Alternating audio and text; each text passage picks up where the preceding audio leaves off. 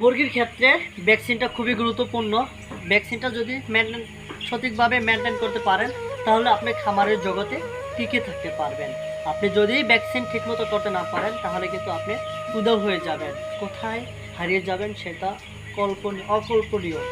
তো আপনাদের পোলট্রি জগতে বা সোনালি কালার বাট লেয়ার জগতে সবচেয়ে বড় ধরনের ভাইরাস হলো দুইটা ভাইরাসই আমি বেশি একটা দেখতেছি পোলট্রির জগতে।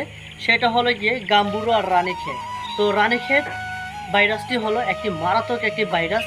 এটি একটি রানীক্ষেত ভাইরাস। এই রানীক্ষেত মোকাবেলা করার জন্য আপনাদের সঠিকভাবে রানীক্ষেত ভ্যাকসিনটি দিতে হবে।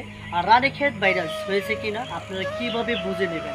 আপনারা বুঝে নেবেন সর্বপ্রথম নাক মুখ ফুলে যাওয়া, নাক মুখ দিয়ে সর্দি বের হওয়া, চোখ লাল হয়ে যাওয়া এবং অধিক হারে মরে যাওয়া, খাদ্য কম খাওয়া, পানি কম খাওয়া, আগ করে দম সারা এবং বিভিন্ন ধরনের সিমটম আছে। এটা মাধ্যমে বুঝতে পারবেন এই মুরগিটা রানীক্ষেত ভাইরাসে আক্রমণ করেছে।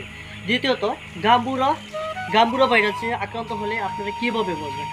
অধিক পরিমাণে পানি পান করা এবং খাদ্য কম খাওয়া, মুরগির মৃত্যুর হার বেড়ে যাওয়া এবং বিভিন্ন ধরনের প্রবলেম থাকলে আপনারা বুঝতে পারবেন। আপনারা মুরগিটা কেটে পরীক্ষা করতে পারবেন। এভাবেই আপনারা যদি আপনাদের মুরগিগুলোকে আপনাদের খামারকে রক্ষা করতে চান তাহলে সঠিকভাবে ভ্যাকসিন কমপ্লিট করুন। ধন্যবাদ, সাথে থাকার জন্য।